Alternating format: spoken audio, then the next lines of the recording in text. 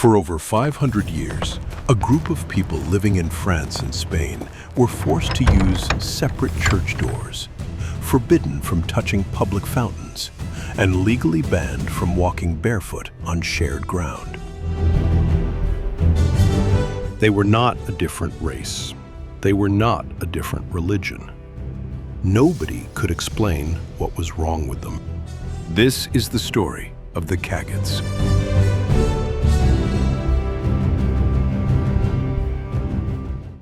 History is comfortable with its persecutions when they follow a recognizable pattern. Find a group that looks different, worships differently, speaks differently. Then build the machinery of hatred around that difference. The architecture of oppression requires a visible foundation. The Cagots had none. They were scattered across southwestern France and northern Spain, in the Pyrenean foothills, in the valleys of Gascony, in Brittany, in Navarre. For more than 5 centuries, from roughly the 12th century through to the French Revolution, they lived under one of the most elaborate and sustained systems of social quarantine in all of Western European history. They were not Jewish, not Muslim, not a separate ethnicity with distinguishable features. Contemporary observers noted repeatedly and with evident frustration that Cagots were physically identical to their neighbors. They spoke the same languages, Gascon, Basque, Breton, depending on the region. They attended the same churches. They worshipped the same God, recited the same prayers, observed the same sacraments. And they were treated as subhuman for doing so. The theories about their origins accumulated across the centuries.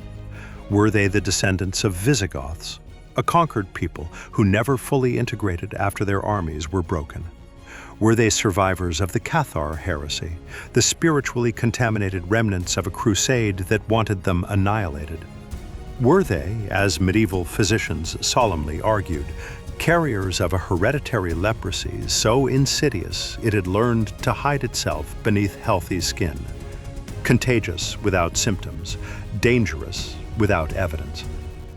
Or were they something older still, a pre-Roman caste, a priestly class without a religion left to serve, a people absorbed so completely by the dominant culture that they retained only the punishment, stripped of whatever original offense had justified it? The historical record does not say. 5 centuries of documentation tracked their existence in meticulous detail. Their origins, nobody wrote down. The pied de l'oie, the goose foot. Red, stitched onto the outer garment, mandatory and visible. If you were Cagot, this was your signature, your brand, legible at 50 paces in sunlight or rain. It communicated everything about you before your mouth could open. It short-circuited individuality at the level of first perception. The symbol did not accompany the person, it preceded them. But the goose foot alone was apparently insufficient for medieval anxiety. Some regions mandated a second layer of marking, the wooden clapper, a small percussion instrument functionally identical to those issued to lepers in earlier centuries, designed to announce their approach so the healthy could step aside. The Cagots, who by every available medical observation showed no signs of leprosy whatsoever, were required to carry it regardless.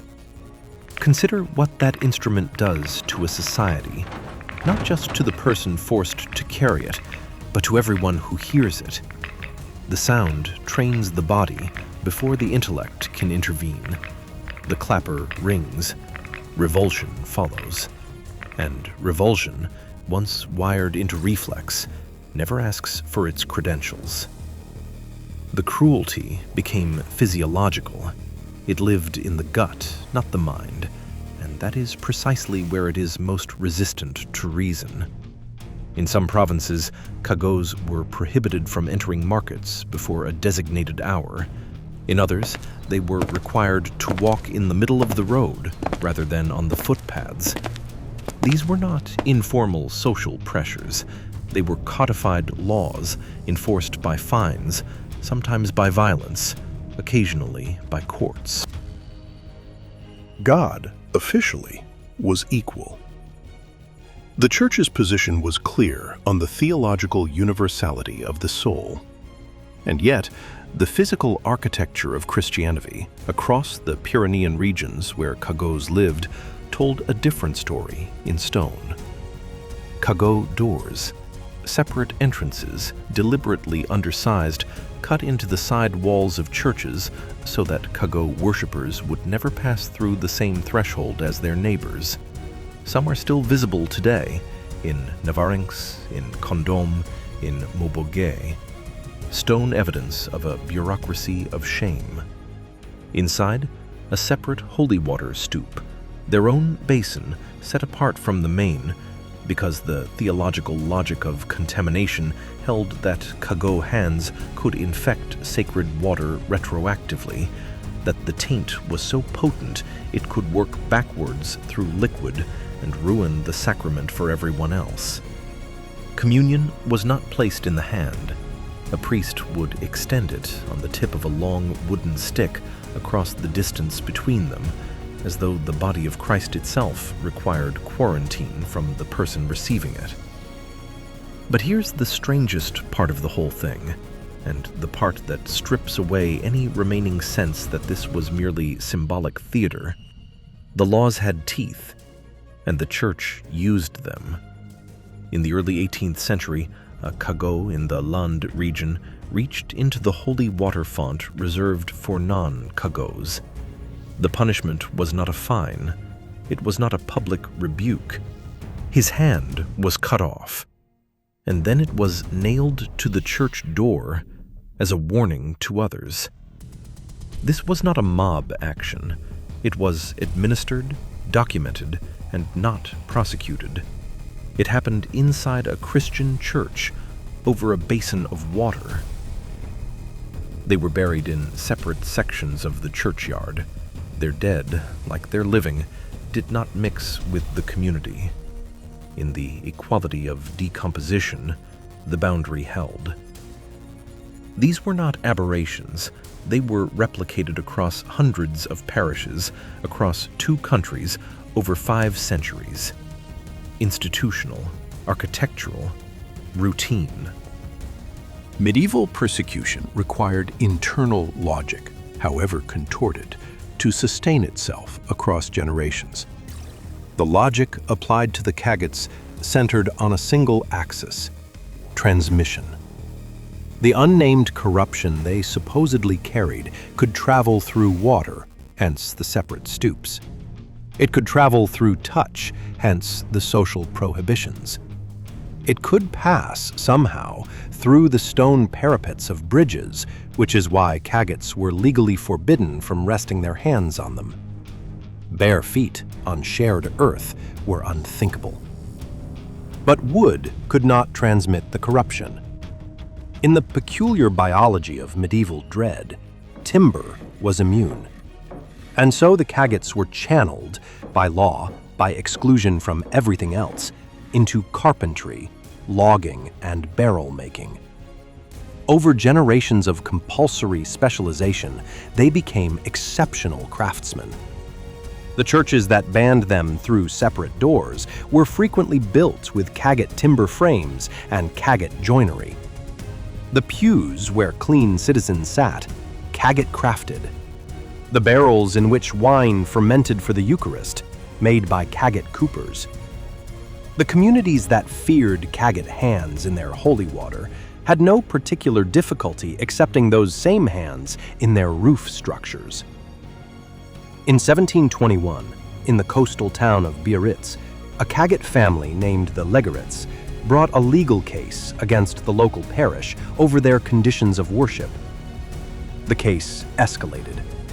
The Parlement of Bordeaux eventually ruled in the Legarets' favor. There were serious disturbances in front of the church in response. The town did not accept the ruling quietly. A court had told Biarritz its treatment of the Cagots was unjustifiable. Biarritz rioted. That is the useful data point. Not that the system was cruel, we already knew that. But that when a legal institution tried to partially correct it, the community treated the correction as the outrage. Church records from the 14th and 15th centuries contain scattered, nervous arguments from individual priests that the Cagot restrictions were theologically indefensible. These arguments went nowhere. The architecture was already built. The reflex was already wired. The French Revolution did not liberate the Cagots with ceremony. There was no proclamation bearing their name, no speech in the National Assembly specifically naming their condition, no commemorative march, no monument. What happened was quieter, and in its quietness, more revealing than any grand gesture could have been. The laws that created and enforced the category of cagot, the goosefoot, the clapper, the separate door, the bridge parapet prohibition, the burial boundary, were bundled into the vast machinery of feudal and ecclesiastical legislation that the Revolution dismantled from 1789 onward.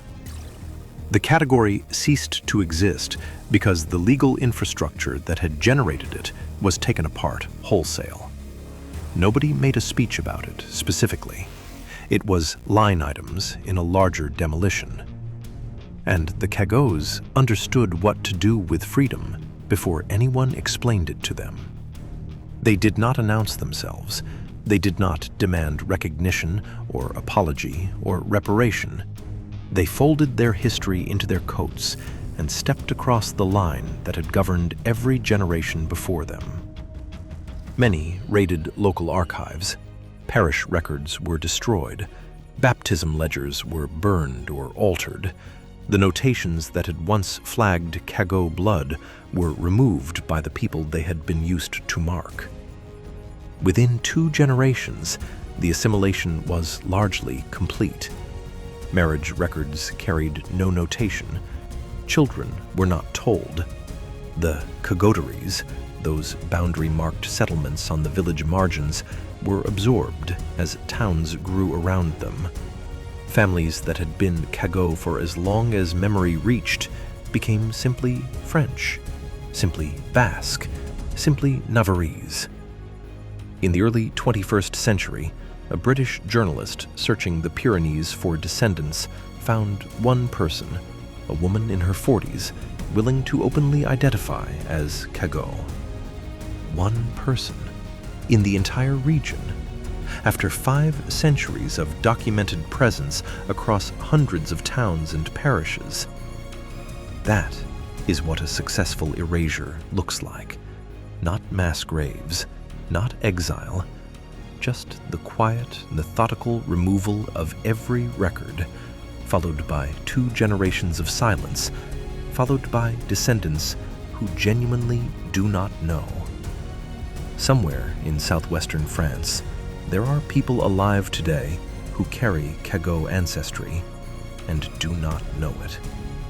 The precise joinery in their hands, the quiet competence with wood, the inherited ease of remaining unseen, a habit in the blood that outlasted the reason for it. The most complete persecution leaves no monument and no memory.